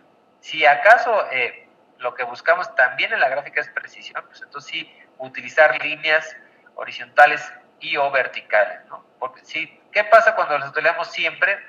Pues que también distraen, ¿no? Y no son necesarias. Entonces, solamente en esos casos que se requiera precisar un dato en la gráfica, pues sí se recomienda eso, ¿no? En el caso de las leyendas a los costados de las gráficas, lo que nos dicen estos autores, dicen, pues hay que evitarlos porque son distractores, ¿no? Hay que dejar que la gráfica hable por sí sola y nada más la información pertinente abajo, ¿no? O arriba de la gráfica, pero no a los costados porque puede confundirse. Y una última recomendación muy importante es que nosotros, pues, tal vez por nuestra formación desde la primaria, tendemos a ordenar los datos o los casos alfabéticamente. Sin embargo, cuando se hace una tabla o se hace una gráfica, no necesariamente el orden alfabético es el que más nos favorece para el mensaje que queremos mandar, ¿no? Y ahorita vamos a ver un ejemplo de esto. Entonces, no seguir el criterio alfabético necesariamente, ¿no? Ahorita vamos a ver un ejemplo que creo que queda más claro, ¿no? Entonces, aquí en estos ejemplos nos dice Booth y compañía, cuando los datos son pocos y simples, los lectores pueden captarlos fácilmente en una oración o tabla, ¿no? Entonces, depende qué es lo que queramos mostrar. Si son cosas sencillas, hasta no necesariamente tenemos que tener una gráfica, ¿no? Y aquí a la mitad de esta lámina se ve, el ejemplo es, en 1996 en promedio los hombres ganaron 32.144 al año, las mujeres 23.710, y existe una diferencia entre los ingresos de 8.334, ¿no? Entonces digamos que es una información sencilla que no necesariamente necesitamos una tabla, una gráfica para representarla, pero bueno, si se le investigó, el analista quiere hacerlo, pues hagámoslo de la manera más fácil, ¿no? Una tabla muy sencilla, donde está en el lado izquierdo los hombres y mujeres y la diferencia, y del otro la cantidad numérica, ¿no? Digamos, es algo muy sencillo, ¿no? Ahora, ¿qué pasa cuando tenemos información más compleja, con muchos datos, muchos años, muchos datos, como en este ejemplo que les muestro, ¿no? Aquí el ejemplo versa así, ¿no? Entre 1970 y el 2000, la estructura de las familias cambió en dos maneras. En 1970, 85% de las familias tenían dos padres, pero en 1980 el número declinó a 77%, a 73% en 1990 y en el 78% en el 2000. El número de familias con un único padre se elevó, particularmente en familias encabezadas por una madre. En 1970, 11% de las familias fueron encabezadas por una sola madre. En 1980 ese número se elevó al 18%, en 1990 a 22% y a 23% en el año 2000. Hubo algunos cambios marginales entre los padres solteros, encabezaron 1% de las familias en el 70, 2% en el 80, 3% en el 90 y 4% en el 2000. Las familias encabezadas por no adultos se mantuvieron estables en el 3 y 4%. A ver, este ejemplo contiene muchos datos, muchos años y diferentes tipos de familias. Entonces, si lo dejamos así en el texto, en el reporte que estamos haciendo, en el estudio que estamos haciendo, o como evidencia de algo que queremos soportar, pues está muy complejo, ¿no? La verdad no, uno tiene que leerlo 2 o 3 veces y detenidamente para poder entenderlo. Voy a poner en inglés un poco para que nuestros participantes puedan leerlo, los que no hablan español, pero el punto, mientras les sigo comentando, pues tiene muchos datos, muchos años, distintos tipos de familia, para lo cual no se recomienda dejarlo únicamente en texto, porque no es muy claro. Lo que queremos aquí es establecer una tabla, una gráfica, que nos permita visualizar, mandar el mensaje del cambio en la estructura de las familias. ¿Cómo podemos lograr esto? Bueno, siguiendo las recomendaciones que ya hemos enlistado, una manera de hacerlo es esta, ¿no? Si se quiere precisión, pues podemos, como era la recomendación, pues hacer una tabla, ¿no? Donde tenemos en las columnas el tipo de familia, 2 padres, solamente la madre, solamente el padre, o los no adultos, ¿no? Y tenemos los años. Entonces aquí podemos ver como la evolución del tipo de familia y cómo fue evolucionando. Entonces tenemos que 85% del 70, 77, 73, cómo fue bajando, ¿no? A través del tiempo, ¿no? Y es preciso, ¿no? Y en el caso de la madre igual, 70 luego aumentó a 18, 22, 3, digamos que a lo largo del tiempo hay más madres solteras, ¿no? Y familias donde el padre encabeza únicamente, pues se ha mantenido más o menos sin mucho cambio a través de digamos, 30 años, ¿no? Al igual que las familias, ¿no? Entonces, más allá del contenido específico, aquí podemos ver que todo lo que veíamos acá muy complejo se sintetiza con precisión en una tabla, ¿no? Entonces aquí lo que estamos buscando es precisión, pues esa es una manera de visualizarlo, ¿no? Ahora, si queremos tener menos precisión para un mayor impacto, pues podemos hacer una gráfica de barras, ¿no? Y aquí, si pueden ver del lado, el eje de las 10 está el porcentaje total de las familias y tenemos agrupadas a las familias por década y podemos ver cómo también visualmente cómo las familias de 2 padres ha ido bajando, es la barra más grande del lado izquierdo, en cada año ha ido bajando, ¿no? Entonces, digamos, tenemos menos precisión porque no nos detalla específicamente por año el tipo de familia, pero sí visualmente queremos, si el mensaje es ver cómo ha bajado en las familias de 2 padres, pues van bajando y cómo el lado de la madre ha ido aumentando al lado de los años, ¿no? Y en el caso de familias con solo el padre o con un padre o madre no adulto, pues se ha mantenido estable, ¿no? Que es lo que el texto original quería transmitir, ¿no? Ahora, otra manera de representar esto, a lo mejor queremos enfatizar el cambio, ¿no? Bueno, pues una manera de representarlo en una gráfica es haciendo esta de gráfica de barras, gráfica de líneas, ¿no? Y aquí podemos ver mayor continuidad, ¿no? Si eso es lo que queremos mandar el mensaje al lector, pues eso es lo que podemos hacer, ¿no? Mediante gráfica de líneas podemos ver aquí cómo las familias de 2 padres ha ido disminuyendo, ¿no? a lo largo del tiempo, ¿no? Y el de la madre ha ido aumentando, ¿no? Y las familias con solamente el padre o un adulto pues se han mantenido más o menos igual, ¿no? Entonces, este tipo de gráficas nos enfatiza el cambio, ¿no? Finalmente, ya para concluir la sesión, un ejemplo más de cómo podemos presentar de mejor manera los datos, ¿no? Recordarán que les decía que una recomendación es no siempre presentar los datos de manera, o las tablas, los datos en las tablas de manera alfabética, ¿no? Siguiendo un orden alfabético, ¿no? Y entonces aquí, en esta tabla, este ejemplo nos dice que es el desempleo en las naciones más industrializadas, ¿no? Y entonces se ordenó alfabéticamente estas naciones más industrializadas, ¿no? En 2 años, en 1990 y en 2000. Entonces la tasa de desempleo en estas conjunto de naciones, ¿no? Entonces Australia, Canadá, Francia, Italia, Japón, Suecia, Reino Unido, ¿no? Y en la última columna se establece el cambio, ¿no? Entre las dos décadas, ¿no? Entre el 90 y el 2001. Entonces digamos que aquí lo que idealmente quiere mostrar el analista, el investigador, es el cambio que ha habido en el desempleo, ¿no? Entonces, esta no es la mejor manera, porque aquí los datos están como dispersos. El cambio, tenemos 0.2 y luego termina en 1.6, pero a la mitad de la tabla hay 3.1 en la tasa, en el cambio 2.9, ¿no?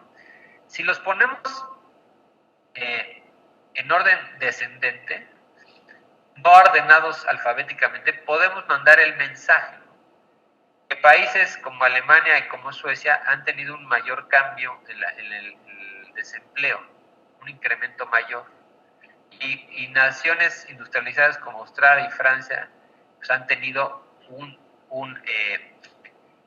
cambio menor, ¿no? Entonces, aquí el punto es que no necesariamente tenemos que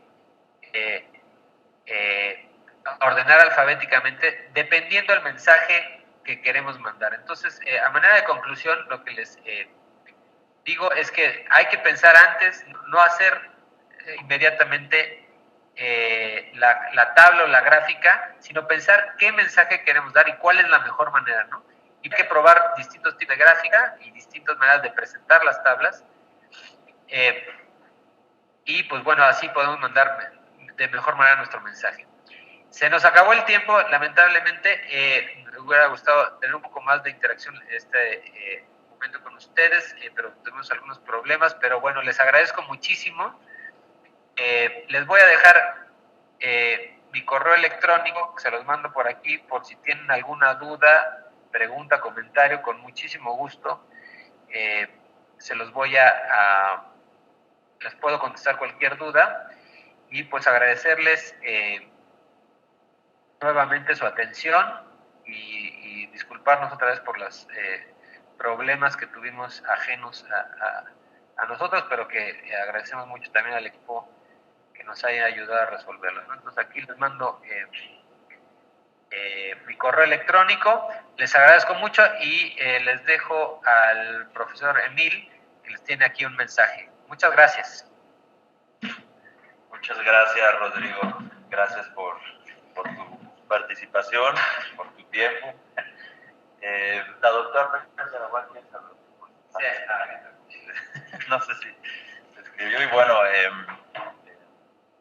los demás, muchas gracias. Como saben, esta es nuestra última sesión de nuestro calendario a distancia regular. Sin embargo, en enero, durante la primera semana, tendremos un par de sesiones adicionales, una sobre evaluación con enfoque de género y la otra sobre elaboración de términos de referencia para la evaluación, cosa que es una clase muy práctica y que estoy seguro que, considerando el perfil de todos ustedes, de quienes conforman nuestro salón de clases, a veces virtual, pues será de muchísima utilidad para su desempeño laboral.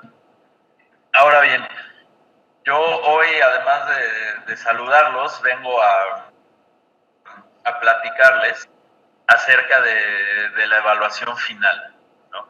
Del trabajo final. Todos tienen ya en su correo electrónico los lineamientos del trabajo final, tanto en español como en inglés, y bueno, también los tienen en pantalla. Y yo quería precisar algunos puntos y explicarlo con un poco más de detalle y también comentarles algo sobre la asesoría, ¿no?, final que vamos a tener. Bueno, antes que nada, aprovecho para comentarles que el proyecto final se divide en 2 espacios de evaluación. El primero es un trabajo escrito, que ahorita vamos a explicar con más detalle, que consta del 80% de la calificación de la evaluación final. El segundo es una presentación sobre el propio trabajo final que ustedes estarán elaborando durante todo lo que será el siguiente mes, un poquito más. Y bueno, también abajo tenemos una rúbrica de evaluación. La doctora Pérez Yaraguán, quien es la coordinadora general de CLEAR para América Latina y el Caribe, estará de manera presencial con nosotros el 24 de enero, pues para calificar sus presentaciones. Ella estará al tanto de sus trabajos también, obviamente, y darle retroalimentación, comentarios, etcétera. Pero bueno, entonces, algunas cuestiones de formato, pues fecha límite de entrega para el trabajo final es el lunes 21 de enero del siguiente año, y el trabajo deberá ser enviado al correo de Montserrat Ángeles, montserrat.angeles@cide.edu, como lo tienen ahí en pantalla, ¿no? Bueno, esto sé que a veces sobra mencionarlo, pero bueno, cualquier plagio, pues será considerado como una deshonestidad académica y bueno, se eliminará la evaluación final, ¿no?, de los alumnos que se encuentren plagiando. No creo que sea el caso, esperemos que no. Y bueno, un poco las instrucciones para el trabajo escrito, que las voy a ir complementando con algunas preguntas que Milton hizo favor de enviarme. Pues bueno, se trabajará por equipos. Pueden encontrar sus equipos al final del documento, a configuración de los equipos. También ya lo tienen ahí en su correo, por supuesto. Entonces, bueno, así se elaborará el trabajo final, de igual manera que la presentación, ¿no? Entonces, bueno, ahí están sus equipos asignados, con una lógica, bueno, pues, de quienes pueden trabajar juntos con mayor facilidad, ¿no? Bueno, entonces, la idea de esto es elaborar un trabajo final que les permita hacer un recuento sobre la situación de las políticas de MIPYME, ¿sale?, en sus respectivos países, y enfocarse en una de ellas para poder hacer algún bosquejo de evaluación, preparar de alguna manera lo que vendría siendo el protocolo de investigación para la evaluación. Entonces, pues bueno, los voy a ir describiendo todo esto de acuerdo a cada una de las secciones que conforman al trabajo final, ¿no? Bueno, por supuesto que el trabajo debe llevar un título, un resumen ejecutivo, que en este tipo de trabajo siempre es importante contar con ellos, porque, bueno, permiten dar una idea general de toda la investigación, ¿no? Incluso si no se leyera el trabajo en su integridad, pues, bueno, es un documento que permite tener una idea muy clara, ¿no? Por eso aquí dice que responde a la pregunta de cuáles son los principales puntos que los hacedores de política pública deben conocer si no leyeran el texto en su integridad. Y esta parte tiene una ponderación de 10%, y una extensión de palabras de más o menos entre 300 y 500 palabras. Aquí veo una pregunta larga al final de la explicación, lo retomo para verla con más cuidado. Ahí voy, denme un poquito de tiempo solo para acabar de hacer esta explicación y ahorita lo vemos, Johnny. Muchas gracias por la pregunta. Después tenemos una sección titulada Apuestas de Política Pública, MIPYME y Emprendimiento, en la que buscamos que elaboren un mapeo, sale de las principales intervenciones de MIPYME, de preferencia durante los últimos 10 años, donde se identifiquen pues, los principales elementos del programa o la política que se hayan realizado, ¿no? que encuentren ustedes en cada uno de sus países. Nombre, objetivo, población objetivo, breve descripción del mecanismo de entrega del servicio o producto del programa, metas, monto presupuestario del programa y logros, ¿no? Y por aquí les damos la idea de que, bueno, que se remitan a los documentos rectores del programa, como serían los planes de desarrollo, reglas de operación, o quizá, bueno, más o menos como se vayan definiendo estos documentos rectores en los diferentes países, porque pues naturalmente cambia el nombre del instrumento. Esta parte tiene un peso de 10%. Esperamos que sea colocado como un anexo, ¿no? Aquí lo que queremos es ver este mapeo de políticas de MIPYME, qué se ha hecho, cómo se ha hecho en los últimos 10 años. Y bueno, la extensión debe ser por ahí entre 800 y 1000 palabras, ¿no? Más o menos. Después tenemos la siguiente sección es análisis de un programa o proyecto y de su contexto, ¿no? Ok, de estos programas que ustedes encontraron que se han realizado, pues seleccionen uno y hay que tratar de verlo más de cerca, ¿no? Con más detalle. ¿Cuál es el problema que atiende? ¿Por qué es importante atender ese problema? ¿Quiénes son los actores involucrados o stakeholders? ¿Quién conforma o cuál es la población objetivo? El tipo de actividades realizadas. El programa tiene indicadores. ¿Qué información genera el programa para conocer su desempeño, para dar seguimiento? ¿Qué resultados ha tenido? A lo mejor el programa incluso por ahí ya ha tenido alguna evaluación o algunas evaluaciones. Sería muy importante tomarlo en cuenta, por supuesto, para hacer este análisis. Y esta sección tendrá un peso de 20% y debe tener una extensión más o menos de entre 1300 y 1500 palabras. Y bueno, la siguiente sección, que es mucho más sobre evaluación, un poco es una sección dependiente de la anterior. Establecer o pensar qué tipo de evaluación es la más adecuada para el programa que ustedes están estudiando o analizando, ¿no? Por eso ponemos las preguntas que deben hacer ahí, y aquí ya empiezo a responder algunas de las preguntas que le hicieron llegar a Milton. ¿Qué opciones de evaluación tiene el programa? ¿Qué tipo de evaluación es la más pertinente para el programa y por qué? ¿Qué metodología debiera utilizarse en la evaluación que ustedes proponen?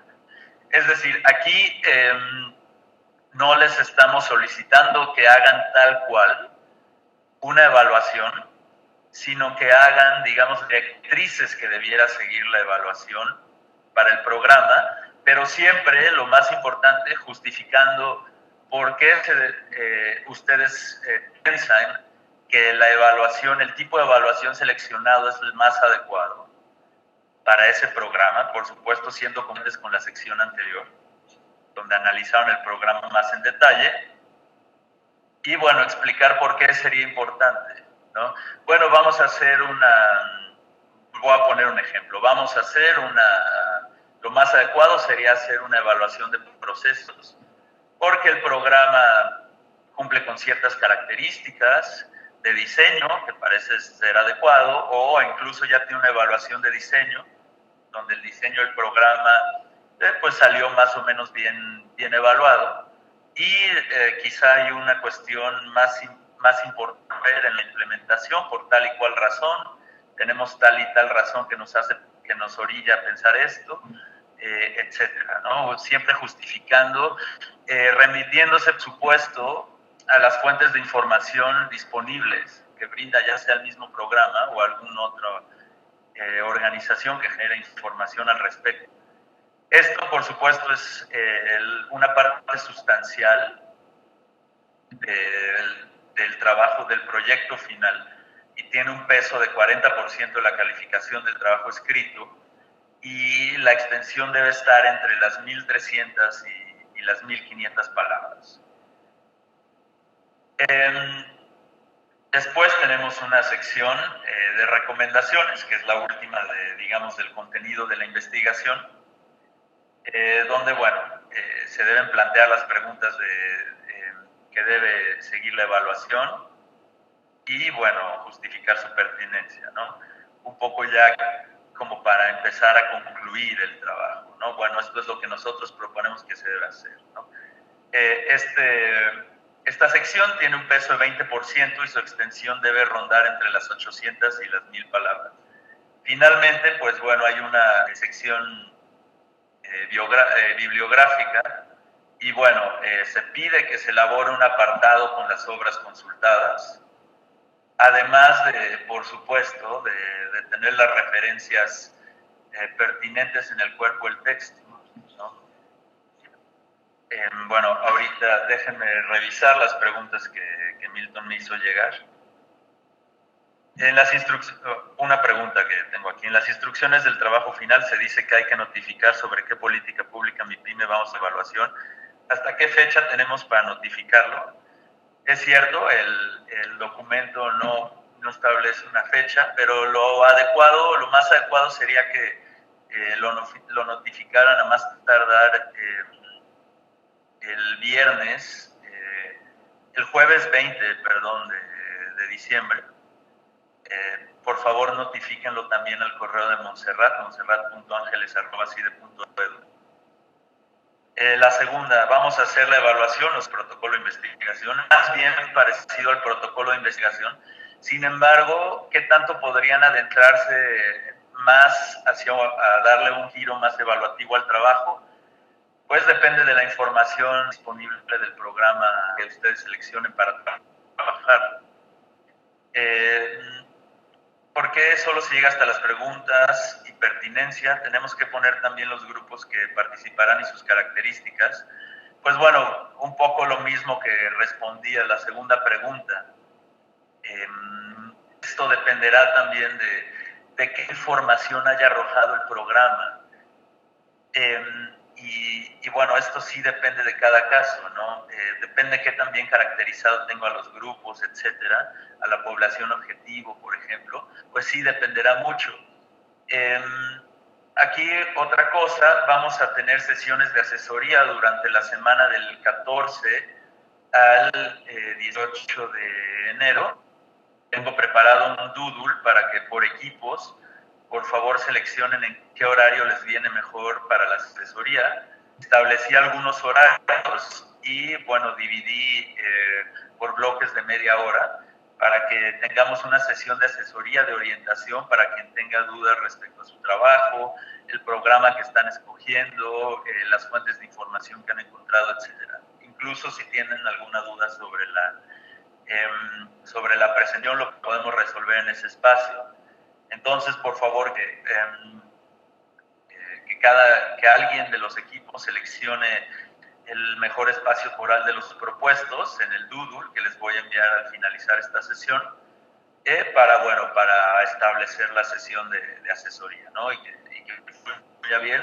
Y la ventaja de esto es que, la asesoría será por equipo, lo que nos permitirá tener una retroalimentación mucho más puntual que si fuera una asesoría grupal, teniendo a todos los equipos, digamos, en el pleno de la sesión. Por acá otra pregunta. Si debe centrarse en programas de MIPYME y emprendimiento, o puede ser solo en uno de los dos grupos. Pues, ahí depende, ¿no? Depende mucho del programa, ¿no? Del propio programa. Ustedes seleccionen de sus características, pero pueden centrarse en uno u otro si es que no encuentran alguno que los conjunte, no hay ningún problema, ¿no? Aquí hay una respuesta que les puso Milton y dice un poco lo que he mencionado. Depende del caso de cada país. Algunos no tienen una política propiamente dicha, pero sí proyectos, programas e intervenciones. Sobre ellas se deben basar para realizar su trabajo. Puede ser tanto de apoyo a MIPYMES o a emprendimientos, ¿no? Una u otra. A lo mejor encontrarán alguna política que que conjugue ambas cosas. No será extraño encontrarlo, pero bueno, no todas las políticas de mi pyme son necesariamente de emprendimiento. Entonces, bueno, eso depende un poco de cada caso, y también para eso está la sesión de asesoría. Incluso antes de la sesión de asesoría, si gustan contactarme por mail, si necesitan orientación, con mucho gusto, bueno, trataremos de, los ayudaremos en todo lo que nos sea posible. Bueno, ahora sí voy a atender las preguntas que puso por acá Johnny, ¿no? Bueno, antes Wendy dice que creo que no todos están, ¿no? ¿Por qué no veo mi nombre? Ahorita lo reviso, no tengo el documento tal cual de la lista en la mano, pero también ahora que les envié el doodle, con muchísimo gusto les reenvío la configuración de los equipos y no habrá ningún problema. Johnny espera que esté bien, yo espero lo mismo, Johnny, me da mucho gusto leerte, como siempre. Para el grupo número 5 es importante consultarles lo siguiente. En las 3 fases de trabajo, la primera, hacer un trabajo escrito sobre la importancia del diseño. Dice, la segunda es hacer un estudio sobre el monitoreo y evaluación de un programa o proyecto. En esta etapa se puede hacer el análisis en torno a un programa en proceso de construcción. Pues sería muy interesante, ¿no? Y aquí pones el ejemplo, lo describes, sería súper interesante. De hecho, en algunos otros cursos hemos hecho propuestas de evaluación de programas que aún están en diseño, y es muy importante ver cómo el programa desde su propio diseño puede ser considerado, puede incluir aspectos evaluativos que a la larga faciliten, por ejemplo, el monitoreo, por ejemplo, un panel de indicadores muy preciso, y la evaluación, ¿no? Qué documentación debe recopilarse, etcétera. Yo creo que sí puede. Con mucho gusto podemos hablarlo en otro espacio. Johnny, si quieres con tu equipo me platican un poco más el detalle y lo vamos. Yo creo de entrada que no hay ningún problema. Uno puede hacer una agenda de evaluación para un programa en diseño. Jimena pregunta, Jimena Eloísa, aquí está llegando nuestra intérprete, que es nuestra voz en inglés, a este salón. Dice, ¿cuánto tiempo tenemos para presentar en la sesión de enero? Aquí dice que debe ser máximo en 10, ¿no? Esto es considerando pues el número de equipos. Entonces, pues sí, debemos tratar de hacer la presentación en ese tiempo. Vanessa pregunta, máximo 10 minutos según el documento de indicación. Sí, exacto. Gracias, Vanessa, que ya había respondido a la pregunta de Jimena. Y bueno, ya entrando de lleno a cuestiones de instrucciones para la presentación, cada equipo deberá exponer ante los compañeros y el profesor, que en este caso será la doctora Gabriela Pérez de Araguán, en máximo 10 minutos, los principales hallazgos de su trabajo. Esto sucederá el 21 de enero en la última sesión presencial. Aquí es muy importante que sean muy estratégicos al seleccionar la información que van a presentar. Eso es parte del reto de elaborar una presentación. No, a lo mejor no van a poder ir a todos los detalles de su investigación, sin embargo, tienen que elaborar una presentación con una narrativa lógica y congruente que ustedes pudieran suponer que persuadiría, por ejemplo, un tomador de decisión, que no les va a regalar media hora, sino a lo mejor tienen 10 minutos, ¿no? Tampoco es el formato del elevator pitch, ¿no? Que es en un par de minutos. Sin embargo, en 10 minutos tienen que ordenar la información de manera lógica, congruente, coherente, y pues presentar los principales hallazgos, ¿no? Bueno, por aquí Milton incluyó ya a Wendy en un equipo compuesto por nuestros compañeros de Belice. Muchas gracias, Milton. Y bueno, aquí hay algunos criterios de evaluación de la presentación como tal, ¿sale? Una introducción general, identificar las principales características, bueno, identificar el propósito y los objetivos y alcances de la propia presentación, organización, dominio del tema. Aquí es importante, ustedes decidirán si si un miembro del equipo va a presentar o si serán todos y se dividen las partes, eso se los dejamos a su criterio. Bueno, una cuestión formal de no pasarse, no rebasar los 10 minutos de presentación. Y si el análisis es el adecuado, ¿no? Y si lo comunican adecuadamente también, porque a lo mejor el análisis en papel es excelente, pero en la comunicación hay algo se pierde en la traducción. Y bueno, qué tan pertinentes son las recomendaciones para la evaluación, ¿no? Y bueno, eso es todo. No sé si tengan alguna duda respecto a esto que hemos platicado hoy. Ahí ya todos tienen el documento, pueden volver a él. De cualquier manera, yo les voy a enviar, ahora que terminemos, un link para el Doodle para que un miembro del equipo, de cada uno de los equipos, escoja un espacio para tener la asesoría. Si tienen preguntas antes, por favor envíennos un correo electrónico y con mucho gusto buscaremos el espacio para poder darles la asesoría, la retroalimentación antes. Si es en caso de ser necesario, si están trabajando rápido. Bueno, también una recomendación global, pues sí empiecen a reunirse o a tener conferencias para discutir sobre el trabajo y dividirse el trabajo con sus compañeros de equipo, porque a pesar de que tenemos un mes y una semana, pues como saben se nos atraviesan las vacaciones y el documento, pues si bien no es un documento largo, tampoco es un documento corto y sí requiere que se haga investigación. Entonces, pues bueno, son entre 4.500 y 5.500 palabras, que eso terminará siendo 12, 13 cuartillas, por ahí depende del interlineado, el tamaño de letra, el tipo de letra, etcétera. Entonces, bueno, cualquier cosa, estoy a sus órdenes, con mucho gusto podemos platicar sobre sus trabajos, sobre sus presentaciones.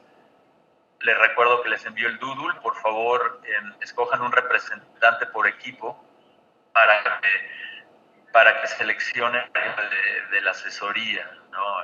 Que será durante la semana que va del 14 al 18 de enero. Y bueno, sin más por el momento, pues me da mucho gusto saludarlos, ver que el curso está llegando a su fin, se acerca, que todo va muy bien. Y bueno, aquí estoy a sus órdenes. Les deseo unas muy felices fiestas de Navidad, de fin de año, de las que festejen ustedes. Agradezco mucho toda su participación, su dedicación, su paciencia a lo largo del curso. Y pues les mando un muy fuerte abrazo desde el CLEAR, deseándoles lo mejor para estas fiestas y seguimos en contacto. Muchas gracias, hasta luego.